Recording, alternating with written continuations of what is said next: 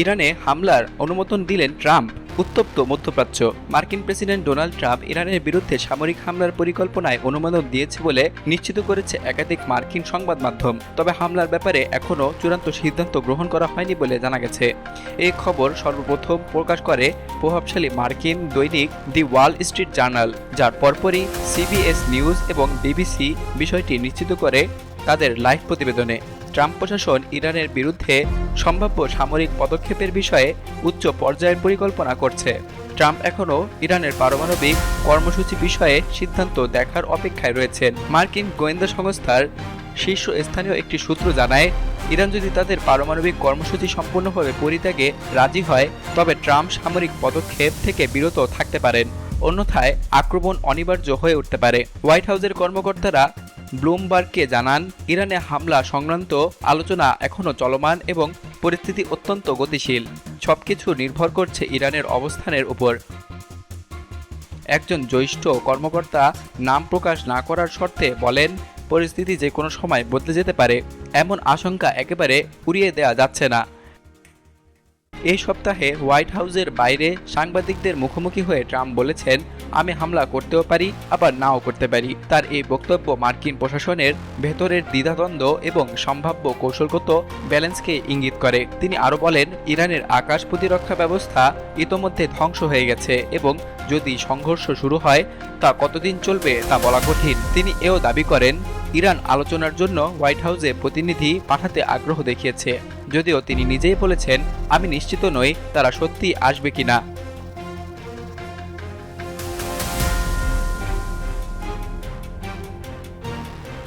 এদিকে ইরানের সর্বোচ্চ ধর্মীয় নেতা আয়াতুল্লাহ খামেনি যুক্তরাষ্ট্রকে কড়া বার্তা দিয়ে বলেন, যুক্তরাষ্ট্রের জানা উচিত তাদের যে কোনো সামরিক হস্তক্ষেপ তাদের জন্য অপূরণীয় ক্ষতি বয়ে আনবে।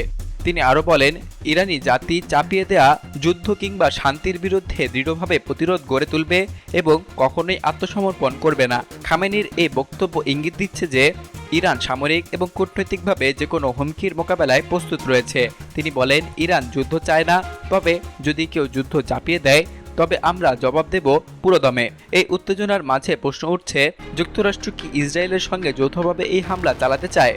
বিষয়টি নিয়ে ট্রাম্পকে জিজ্ঞাসা করা হলে তিনি আবারও একই ব্যর্থ উত্তর দেন, আমি করতেও পারি আবার নাও করতে পারি।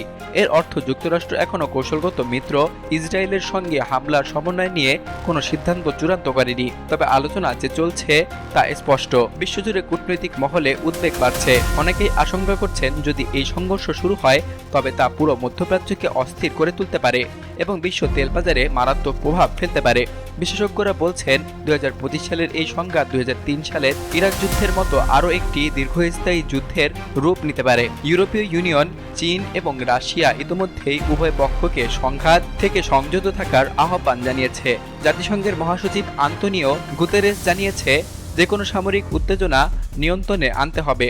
কূটনৈতিক সমাধানের পথই দীর্ঘমেয়াদে শান্তি আনতে সক্ষম। ট্রাম্পের অনুমোদনের খবর যেমন ইরানে সম্ভাব্য হামলার বিষয়টিকে আরও বাস্তবতা এনে দিয়েছে, তেমনি দ্ব্যর্থক অবস্থান পরিস্থিতির অনিশ্চয়তা বাড়িয়েছে।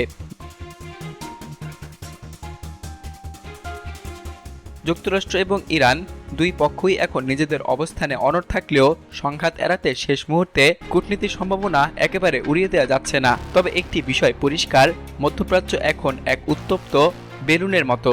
যে কোনো ভুল পদক্ষেপ অথবা ভুল বোঝাবুঝি এই অঞ্চলে ভয়াবহ যুদ্ধ দিকে আনতে পারে, যার পরিণতি কেবল ইরান যুক্তরাষ্ট্র নয় বরং গোটা বিশ্বকে বহন করতে হবে।